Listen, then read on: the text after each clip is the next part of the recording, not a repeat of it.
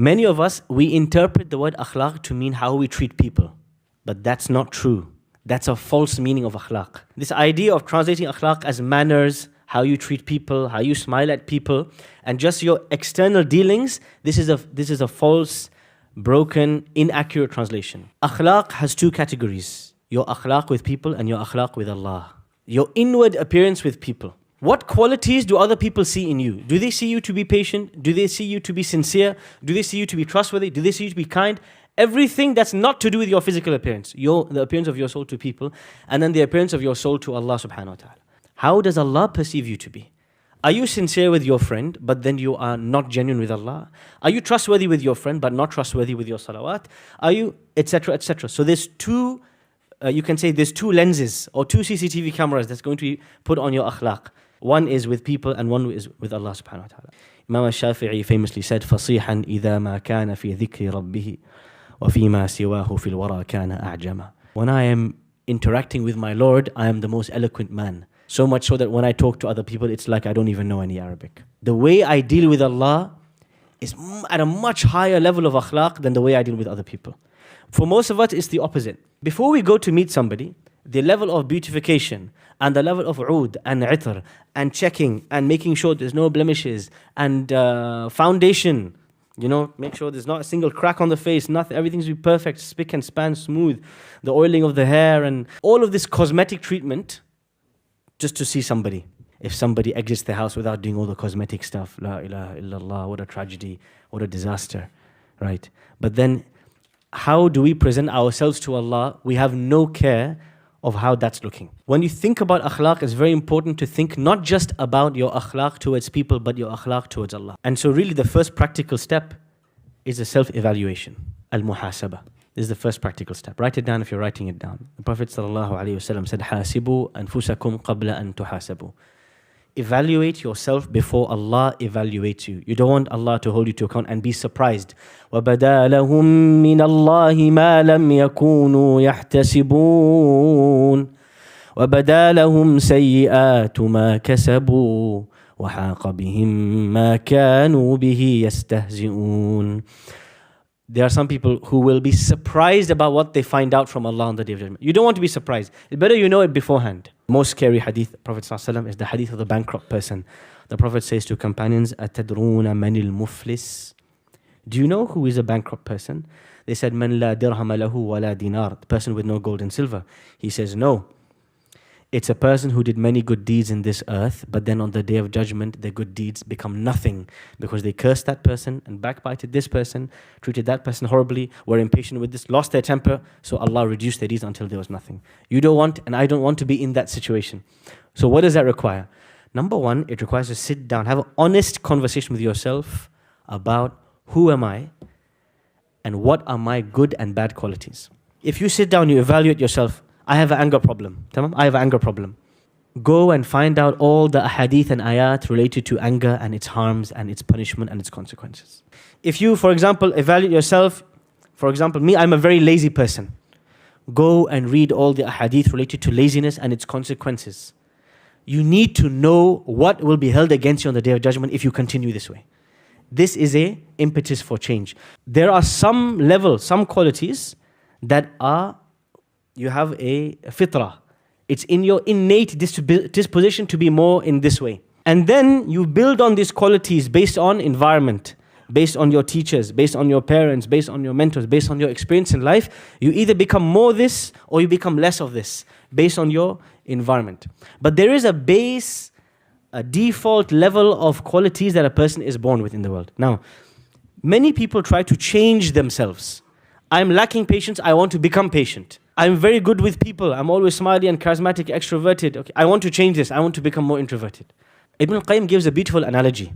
He says, I want you to imagine that all of you are stuck in a house and you know that a wave is going to come and it's going to destroy the house. There's going to be a flood coming. You're in a monsoon season in Bangladesh and you're stuck in a building. He said, you have three options now. The first option is to lock yourself in the house and to try to protect yourself. And what will happen is you will drown and everybody inside the building will drown. It's the second option that a group of people will do is they will try and see if they can manipulate the water in some way. Can they change the direction of the water in some way? What can they do with this torrent, this current, this stream of water? And he said there's a third group of people who will see the river is moving like this. Can we direct the water in another direction or another land so that it can have a beneficial effect? And he said these are the smartest people. Meaning, he says, changing your fundamental qualities is very difficult. If you're extroverted, if you're introverted, if you're great with people, if you're not so good with people, if you're patient, this is very difficult. One of the best things that a person can do is understand themselves, number one. What are your unique strengths Allah gave you with?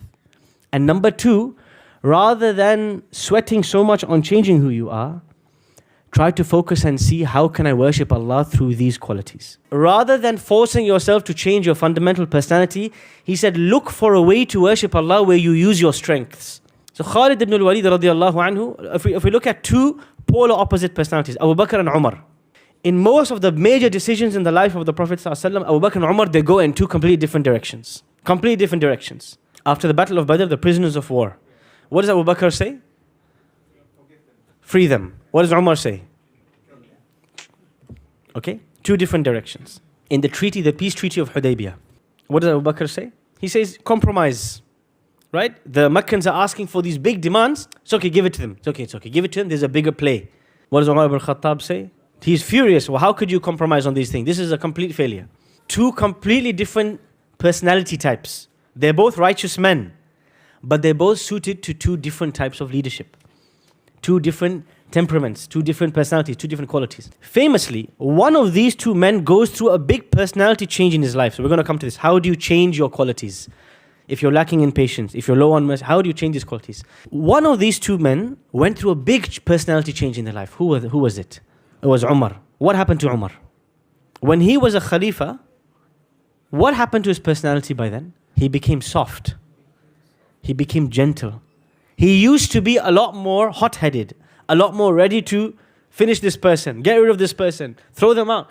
He had that iqdam. He has, by nature, he's somebody who's driven, somebody who's ambitious, somebody who's desirous. And this was his life before Islam as well. It dictated his life. He was somebody who was a dominating personality.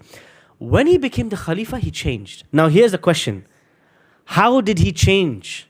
And therefore, how should we change? What are the factors that molded, shaped, and changed his personality? Very difficult to do so. What changed his personality? So the responsibility of the Khilafah, the heavy burden of the leadership of the believers, it softened Umar. Because he became fearful of Allah. If I was too harsh, what will happen to me? See, before he was in a leadership position, he was harsh. When he came in the leadership position, he said the famous statement, if a ram, a sheep in a mountain valley in Khurasan complains against me, I'm scared Allah will hold me to account. So responsibility changes people. Number one, what else? Life experiences. So sometimes it's very important to put yourself, volunteer for life experiences that will mold you and shape you. Volunteering for responsibility, taking a responsibility, is very crucial in shaping your character. What's the problem with many young men and women today? They're scared of commitment. This is one of the greatest and the worst traits of our generation. The worst traits of our generation is we cannot stick with anything for more than 4 weeks, 4 minutes. We cannot be consistently contributing to anything. The whole deen was built on the back of volunteers. Badr, 313 men, all volunteers. Commitment. Now it's like, well, am I going to be paid? Am I not going to be paid? What's in it for me? Habib, what's in it for you is Jannatun Na'im. You have to put yourself in uncomfortable situations and voluntarily take responsibility on.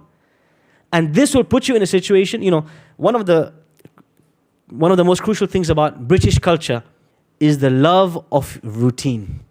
In comparison to any other culture in the world, American, East Asian, South European, the British culture is a culture that loves routine. If every day at 2 p.m. Uncle Tom has his tea, if 2:05 he has his tea, his whole day is messed up now. There's a love of routine, a love of the repetition of the ordinary. This is something that as Muslims we have to realize, yes, routine and order and all this is great. You will never change until you put yourself outside your comfort zone. You have to take responsibility for something. That will change you. It will not happen sat on the couch, having the same day. If every day of the week is the same as the previous day, you will never change.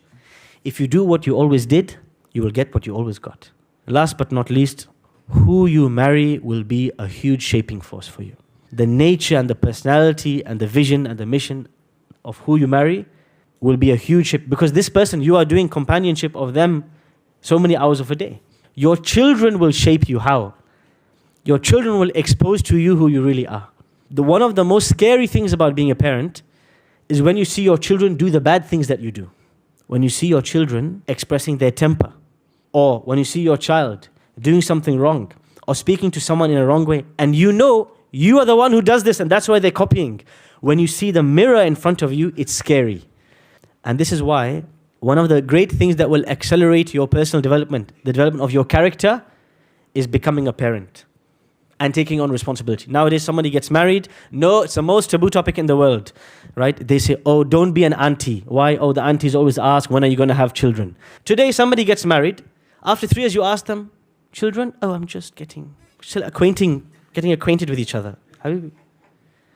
This jaban, this cowardliness that we have, the fear of commitment, the fear of responsibility, the inability to take a decision, to take a risk, there's always playing it safe. Always playing it safe. No match was ever won playing itself. Ask Manchester United. They're not having a good time in the league. It was normal to have many children. And it was normal to have children early. But we're now in a generation where everybody's scared to take risks, scared for commitment. They're terrified. Having children will accelerate your personal development, but you have to be ready to take the challenge. You need the readiness of mind, the readiness of character. I'm ready for the challenge. I'm ready to take it on. And I will stick with it. I will work on myself. It will expose myself. Many marriages break and many families break because people don't see family as a way of improving their character. Wife and children, or husband and children, and your siblings and your relatives is just a bunch of mirrors that show you who you really are. And through the passage of months and years, you will learn who you really are, where your flaws are, because they'll be screaming it at you, and what you need to change.